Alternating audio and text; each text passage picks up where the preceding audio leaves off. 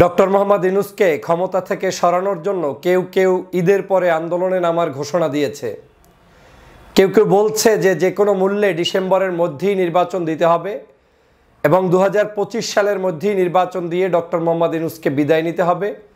যদি সে বিদায় সময় মতো না দেয় তাহলে ঈদের পরে আন্দোলন। এই আন্দোলনের মূল লক্ষ্য হচ্ছে বাংলাদেশে গণতন্ত্র যে কোনো মূল্যে ফেরত নিয়ে আসা। এই আন্দোলনের মূল লক্ষ্য হচ্ছে ভোটাধিকার ফেরত নিয়ে আসা। যারা এই আন্দোলন করতে চায় তাদের দৃষ্টিভঙ্গি হচ্ছে বাংলাদেশে ডক্টর মোহাম্মদ ইউনূস কোনো অবস্থায় যাতে খুঁটা গেড়ে বসে থাকতে না পারেন, তিনি যাতে জনগণের ভোটাধিকার ফেরত দিয়ে দেন। কিন্তু জনমতের যে জরিপ এবং আমাদের সাথে সোশ্যাল মিডিয়ায় মানুষের যে কথোপকথন এবং আমি ব্যক্তিগতভাবে যেটা অনুভব করি সেটা হচ্ছে বাংলাদেশে আমরা সরকার পতনের আন্দোলন দেখেছি, সরকার বিদায়ের জন্য বিভিন্ন হরতাল দেখেছি, লং মার্চ দেখেছি, অবরোধ দেখেছি, অনবরত সকল জায়গায় একেবারে স্ট্রাইক দেখেছি। কোনো জায়গায় গাড়ি ঘোড়া কিছুই চলে নাই, যানবাহন সব বন্ধ ছিল, এমন আন্দোলন আমরা দেখেছি। কিন্তু এই প্রথম হয়তো বাংলাদেশের জনগণকে দেখতে হবে কোনো সরকারকে রক্ষার জন্য আন্দোলন। সেটা এমনও হতে পারে ডক্টর মোহাম্মদ ইউনূস সাহেবকে ক্ষমতায় রাখার জন্য সাধারণ বাংলাদেশের জনগণের আন্দোলন। এটা আমি আজকের অ্যাডভান্স বলে দিচ্ছি। একটা সময় আমার এই বক্তব্যকে আপনারা পারলে নিজেরা আবার স্মরণ করে প্রমাণ করিয়েন এবং দেখিয়েন। বাংলাদেশে ডক্টর মোহাম্মদ ইউনূসকে সরানোর জন্য বিভিন্ন ষড়যন্ত্র চলমান আছে, দেশি বিদেশি চক্রান্তের কোনো অভাব নেই। বিভিন্ন ন্যারেটিভ তৈরি করে তাকে বিতর্কিত করার চেষ্টা করা হয়েছে। এই সরকার ক্ষমতায় আসার পর থেকে যে কোনো মূল্যে এই সরকার জানে বিদায় নিতে পারে তার ব্যবস্থা পার্শ্ববর্তী দেশ করেছে। বাংলাদেশের রাজনৈতিক সংগঠনগুলো তারা চেয়েছে ডক্টর মোহাম্মদ ইউনূস অবশ্যই থাকুক এবং তিনি যাতে সুষ্ঠু ধারায় একটি নির্বাচন প্রক্রিয়া পর্যন্ত যেতে পারেন। কিন্তু ডক্টর মোহাম্মদ ইউনূস সাহেবের এই নির্বাচন প্রক্রিয়ায় যেতে পারেন এটা রাজনৈতিক দল চাইলেও বর্তমান সময়ে অনেক রাজনৈতিক দল বা কেউ কেউ মনে করেন যে ডক্টর মোহাম্মদ ইউনূসকে লম্বা সময়ে রাখার সুযোগ নেই, সংস্কার প্রক্রিয়াগুলো একেবারে চূড়ান্তভাবে খুব বেশি প্রয়োজন নেই, বেসিক কিছু সংস্কার করে দ্রুত নির্বাচন দিতে পারলেই অনেকে হাঁপ ছেড়ে বাঁচতে পারেন এবং সে কারণেই আন্দোলনের ঘোষণা আসছে।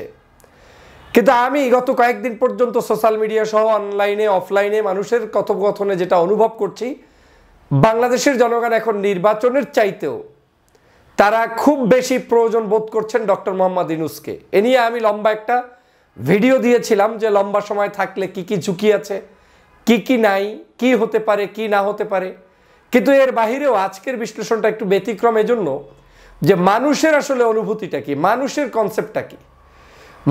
যেই মানুষ নির্বাচনের জন্য গত 16 বছর লড়াই করেছে, যেই মানুষ নির্বাচনের জন্য জীবন দিয়েছে, যেই মানুষ আওয়ামী হাসিনার সকল ফ্যাসিজমের বিরুদ্ধে লড়াই করেছে, সংগ্রাম করেছে ভোটাধিকারের জন্য, ঠিক একই মানুষ বাংলাদেশের হঠাৎ করে তাদের কি হলো যে বাংলাদেশে ডক্টর মোহাম্মদ ইউনূসকে যদি আপনি ক্ষমতা থেকে নামাইতে চান আপনার বিরুদ্ধেই তারা আন্দোলন করবে এবং সেই আন্দোলনটা একজন দুইজনে করবে না, সংখ্যাগরিষ্ঠ জনগণই ডক্টর মোহাম্মদ ইউনূসের পক্ষে রাস্তায় দাঁড়িয়ে মিছিল করতে পারে, হরতাল করতে পারে, অবরোধ করতে পারে, তাকে ক্ষমতায় রাখার জন্য তারা যা যা করণীয় সব কিছু করতে পারে বলে আমার কাছে ইদানিং মনে হচ্ছে।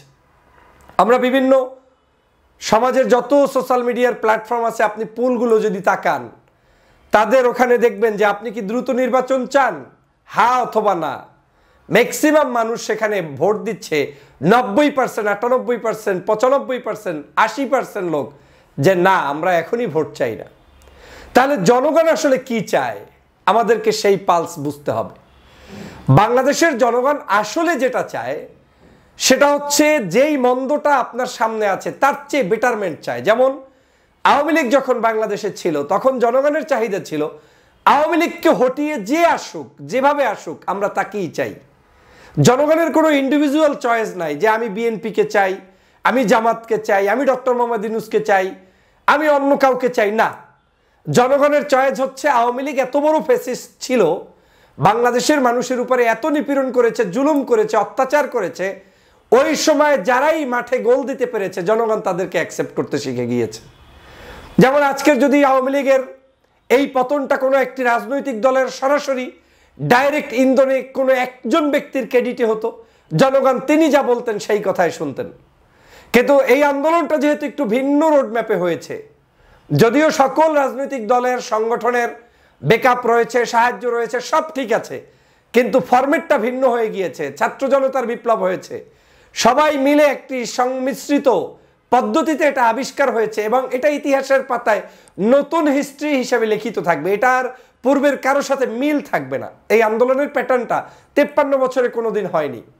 সে কারণে আজকের মানুষের চাহিদারও পরিবর্তন হয়ে গিয়েছে, কিন্তু আমরা যারা রাজনীতি করছি আমরা সেই চাহিদাটা অনুভব করতে পারছি না। আমরা এখনো ওল্ড প্যাটার্ন নিয়ে ভাবছি, আমাকে আন্দোলন করতে হবে, আমরা ঈদের পরেই আন্দোলন করব, আমরা এই সরকারকে সময় দিতে চাই এতটুকু। আমরা ভাবছি যে আমরা এই পদ্ধতিতে আগালেই হয়তো আমি জনগণের সমর্থন পাব না।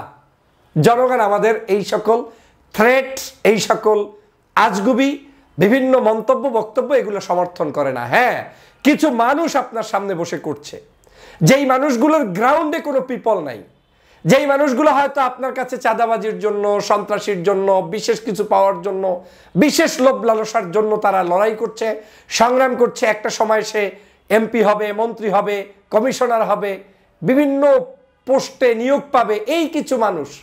কিন্তু এগুলো দিয়ে সাধারণ মানুষকে আপনি রিপ্রেজেন্ট করতে পারবেন না। সে কারণেই বলছি ঈদের পরে আন্দোলন, এই আন্দোলনটা একদিকে হতে পারে ডক্টর মোহাম্মদ ইউনূসের বিরুদ্ধে আন্দোলন, কিন্তু অন্যদিকে এটাও হতে পারে ঈদের পরের আন্দোলন জনগণ ঐক্যবদ্ধভাবে ইউনূস রক্ষার আন্দোলন করতে পারে। এবং এটা আমি আগাম সংকেত দিয়ে রাখলাম, বাংলাদেশে অপেক্ষা করেন, এটাই ঘটবে। ডক্টর মোহাম্মদ ইউনূসকে যে যত বেশি দ্রুত নামাতে চাবেন সে তত বেশি রাজনীতিতে ফল করবেন, রাজনীতিতে আপনি তত বেশি কাঁচা থাকবেন, জনগণের কাছ থেকে তত বেশি ছিটকে পড়বেন। সিদ্ধান্ত আপনার। কিন্তু আমি এটা বিশ্বাস করি না যে ডক্টর মোহাম্মদ ইউনূস সাহেব দীর্ঘদিন পর্যন্ত থাকার জন্য একেবারে মরিয়া হয়ে উঠে পড়ে লেগেছেন, মোটেও না। আমি এখনো কনফিডেন্টলি বলছি ডিসেম্বর থেকে জুন পর্যন্ত যে কোনো সময়ের মধ্যেই নির্বাচন হতে পারে, সর্বোচ্চ জুন হতে পারে। যদিও আমি জুনের জায়গায় জুলাই আগস্ট হলেও আমার কোনো আপত্তি নেই, কিন্তু আমি বলছি যারা এই আন্দোলনের চিন্তা করছেন আপনারা আন্দোলন না করে ফ্রি মুডে ডক্টর মোহাম্মদ ইউনূসকে তার কমিটমেন্ট পর্যন্ত কাজ করার সুযোগ দিলে আপনার আন্দোলন ছাড়াই ক্ষমতায় যাওয়ার রাস্তা ক্লিয়ার হবে, বাংলাদেশের রাজনীতিতে মানুষের ভালোবাসা পেতে সহজ হবে। কিন্তু কেউ যদি এইটাকে বাড়াবাড়ির চিন্তায় নিয়ে যান যে ডিসেম্বরেই আমার মিছিল নিয়ে নামতে হবে, ডক্টর ইউনূসকে ক্ষমতা থেকে হটাতে হবে, এতে রাজনীতিতে এমনও হতে পারে জনপ্রিয় ব্যক্তিরাও অনেক সময় জনরোষের শিকার হয়ে পরাজিত হওয়ার সম্ভাবনা থাকবে। এমনও হতে পারে সরকার আপনাদের উপরে রাগান্বিত হয়ে দ্রুত সময়ের মধ্যে একটি নির্বাচন দিয়ে দিল, রাগ ঢাক ছাড়াই একেবারে নির্বাচন পদ্ধতিতে চলে আসলো। জনগণ তখন সিদ্ধান্ত নিবে যে আমরা একটা জিনিস চেয়েছি, ডক্টর মোহাম্মদ ইউনূস একটু স্বাধীন মতো থাকুক, কিন্তু আপনারা দিলেন না, ঠিক আছে তাহলে আপনাকে আমি ভোট দিব না। কে ঠেকায় দেখা যাবে। এই যে ভোটের রাজনীতিতেও আমাদেরকে সেই কৌশল রপ্ত করা ছাড়া বাংলাদেশে আপনি রাজনীতিতে টিকতে পারবেন না। কথাগুলো ছোট মুখে শোনাচ্ছে তো অনেকের কাছে এটাকে মনে হবে না গুরুত্বপূর্ণ, কিন্তু এই কথাগুলোই বাস্তবায়ন হবে, লিখে রাখেন। আমি বলছি এই কথাগুলো বাস্তবায়ন হবে, লিখে রাখেন। এই বাংলাদেশে ডক্টর মোহাম্মদ ইউনূস স্যারের প্রতি এখন বাংলাদেশের দল মত জাতি ধর্ম বর্ণ নির্বিশেষে সবাই মিলে এখন ঐক্যবদ্ধভাবে একই আওয়াজ তুলছে, ইউনূস সাহেবকে লম্বা সময় চাই। কেন তুলছে? জনগণ আসলে এত পাকনামি পছন্দ করে না। জনগণ বাংলাদেশের মানুষের শান্তি চায়, জনগণ একটু ব্যবসা বাণিজ্য করতে চায়, জনগণ একটু নিরিবিলি টাকা ইনকাম করতে চায়, জনগণ একটু তার নিজের পরিবারকে নিয়ে আরামে থাকতে চায়। এই যে নিরবিচ্ছিন্নভাবে একটি ঈদ কেটে গেল, কোনো হুর হাঙ্গামা নেই, কোনো অতিরঞ্জিত বক্তব্য নেই, উপদেষ্টাদের কোনো চাটামি নেই, মন্ত্রীদের কোনো গালগল্প নেই, সব কিছুর ঊর্ধ্বে উঠে একটি নিরবিচ্ছিন্ন ঈদ বাংলাদেশের ইতিহাসে কবে দেখেছেন? নিরবিচ্ছিন্নভাবে ডক্টর মোহাম্মদ ইউনূস সমগ্র গ্লোবালি আজকে তিনি সমগ্র রাষ্ট্রগুলোকে এখন নিয়ন্ত্রণে নিয়ে আসছেন। কি বলেন চীন, কি বলেন পাকিস্তান, কি বলেন আমেরিকা, কি বলেন ভারত, সব এখন আপনার ডক্টর মোহাম্মদ ইউনূসের হাতে একেবারে সুন্দর মতো চলে এসেছে। এর অর্থটাই দাঁড়াচ্ছে একটা গুড লিডারশিপ। আমাদেরকে ধৈর্য ধরতে হবে, আমাদের পথ চলতে হলে কৌশলী হতে হবে, আমাদের কার্যক্রম করতে হলে এমন কিছু করতে হবে যেই কার্যক্রমের মধ্য দিয়ে জনতাও আপনার পক্ষে থাকবে, সরকারও আপনার পক্ষে থাকবে। কিন্তু আপনারা কেন এগুলো করছেন? ফাঁদে পড়েছেন। ফাঁদটা কেমন? শিখানো ফাঁদ। আপনারা জানেন মালদ্বীপের রাষ্ট্রপ্রধান মুইজ্জুকে সরানোর জন্য সেখানে প্রায় কোটি কোটি ডলার তারা ইনভেস্ট করেছে। ইনভেস্ট করে সেখানে তাকে ক্ষমতা থেকে নামানোর জন্য বিরোধী দলের এমপি যারা ছিল তাদের কাছে তারা বিভিন্ন ধরনের প্রলোভন দেখিয়েছে। সেই প্রলোভন দেখিয়ে তারা ব্যর্থ হয়েছে। 40 জন বা 50 জনের মতো একজন এমপিদেরকে বিভিন্ন টাকা পয়সা দিয়ে তারা সেখানে বিভিন্নভাবে তার বিরুদ্ধে আন্দোলন করতে চেয়েছিল, কিন্তু তারা ব্যর্থ হয়েছে। বাংলাদেশের বিরুদ্ধে কিন্তু পার্শ্ববর্তী দেশ বসে থাকবে না, কৌশলে কাজ করছে। রাজনৈতিক দলগুলোকে বুঝিয়ে দেওয়া হয়, তুমি ক্ষমতায় আসবে না, দ্রুত নির্বাচন চাও, তুমি যদি না চাও তোমাকে এখান থেকে মাইনাস করা হবে, অমুকে অমুককে মাইনাস করবে, তমুককে মাইনাস করবে। এই ধরনের আজগুবি মন্তব্য বক্তব্য দিয়ে আপনাকে ভ্যানিশ করার প্ল্যানে তারা নেমেছে।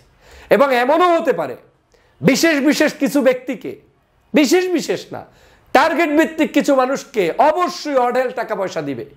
ওই টাকা পয়সা দিয়ে, ডলার দিয়ে আপনার ভোকালকে ব্যবহার করবে। আমাদের মনে রাখতে হবে, মন্দের ভালোতে আমাকে কাজ করতে হবে। বাংলাদেশের মানুষ হচ্ছে মন্দের ভালো পছন্দ করে। শেখ হাসিনা যখন বাংলাদেশ থেকে বিদায় নিয়েছে, বিদায়ের পরে জনগণ ডক্টর মোহাম্মদ ইউনূসকে পেয়েছে। যখন দেখেছে ইউনূস সাহেব খুব একটা ভালো নেতৃত্ব দিতে পারছে না, চুরি ডাকাতি থামছে না, বিভিন্ন জায়গায় হুরহাঙ্গামা, মানুষ কিন্তু সমালোচনা করেছে। আবার যেই দেখেছে ডক্টর মোহাম্মদ ইউনূস সাহেব মোটামুটি সব গুছিয়ে নিয়ে এসেছে, জনগণ একটা স্বস্তি পেয়েছে। জনগণের এখন একটাই কথা, আমার এত চেয়ারম্যান এমপি মেম্বার এগুলোর দরকার নাই, আমি ভাই শান্তিতে থাকতে চাই। এই যে মানুষের একটা চাহিদা, মানুষ কিন্তু লিখছে, মানুষ বলছে আমি 5 বছরের জন্য এই ইউনূসকে চাই, মানুষ বলছে 29 সাল পর্যন্ত চাই, মানুষ বলছে 2 বছর 3 বছর চাই। এই যে মানুষের চাহিদা, এই চাহিদাটাকে ভিন্নভাবে উপস্থাপন করে কোনো লাভ নেই। চাহিদাটাকে মেনে নিয়ে আমি আবারও বলছি, ডক্টর মোহাম্মদ ইউনূস অতিরিক্ত সময় থাকবে না, এটা আমার বিশ্বাস। এই আত্মবিশ্বাসটাকে বিশ্বাসে রেখে আপনারা আপনাদের দল গুছান। মেম্বার অফ পার্লামেন্ট কে হবে সেই নমিনেশন নিশ্চিত করেন। কারা কারা এমপি হবে, কে সন্ত্রাস না, কে চাঁদাবাজ না, কে দুষ্ট না, কে খারাপ মানুষ না, কে শিক্ষিত সজ্জন ভদ্র এবং দেশপ্রেমিক, তাকে বাছাই করুন। সেগুলো না করে যদি দোষারোপের রাজনীতিতে বসে থাকেন, ঈদের পরের আন্দোলনে বসে থাকেন, তাহলে মূলত একটা পর্যায়ে গিয়ে ক্ষতিগ্রস্ত হবে আপনাদের দল, আপনাদের মানুষরাই। অতএব বাংলাদেশের ইতিহাসের অনেক নতুন কিছু ডাইমেনশন তৈরি হবে। যেমন আমি আজকের বললাম যে বাংলাদেশে এই প্রথম কোনো একজন রাষ্ট্রপ্রধানকে রক্ষার জন্য মিছিল হবে, হরতাল হবে। আপনি পারবেন না, এই জোয়ার ঠেকাতে পারবেন না। জনগণ ঐক্যবদ্ধভাবে মাঠে নেমে পড়বে, দল মত নির্বিশেষে নেমে পড়বে। এমনও আছে অনেক দলের কথাও কেউ শুনবে না, বলবে না আমি এত কিছু চাই না। অতএব আন্দোলন বাদ দিয়ে দেখেন কিভাবে রাষ্ট্র সংস্কার করা যায়, কিভাবে মানুষের আবেগ অনুভূতি বোঝা যায়, কিভাবে দেশের জনগণের চাহিদা পূরণ করা যায়, ডক্টর মোহাম্মদ ইউনূসের হাতকে কিভাবে শক্তিশালী করা যায়, পাশাপাশি তার কাছাকাছি গিয়ে সংস্কার প্রক্রিয়াকে মেনে নিয়ে একটি সুষ্ঠু ধারায় বাংলাদেশের রাজনীতিকে প্রবর্তন করা যায়, সেই দিকে আমাদেরকে কাজ করতে হবে। তাহলেই আপনি আমি সফল হব। প্রিয় সহযোদ্ধা ভাইরা, অতএব এই কোরবানির পরে আন্দোলন, রোজার পরে আন্দোলন, ঈদের পরের আন্দোলন, ডিসেম্বরেই নেমে যাব, এ সকল হুঙ্কার না দিয়ে আসুন আমরা বাংলাদেশকে ঐক্যবদ্ধভাবে গঠন করি এবং এই রাজনীতিবিদদেরকেও আমরা সম্মান করি, শ্রদ্ধা করি। আমি বারবার বলছি, এই প্রথম কোনো একটি গভর্নমেন্ট যারা প্রত্যেকটি ইস্যুতে সংলাপ করছে, প্রতিদিনই অলমোস্ট আলোচনা করছে। এখন পর্যন্ত মনে হয় 5-7 বারের অধিক এই সরকার বিভিন্ন রাজনৈতিক দলের নেতাদের সাথে বসেছে। অতএব এই সরকারকে আমরা বিপদগামী না করি, সরকারের পথকে সুগম করি, সংস্কার প্রক্রিয়াকে মেনে নেই, রাজনীতিতে রাজনৈতিক প্রক্রিয়ায় আমরা সফলতা অর্জন করি। তাহলেই বাংলাদেশ পাবে আলোর দিশা, আপনিও পাবেন সঠিক পথের দিশা। সবাইকে ধন্যবাদ।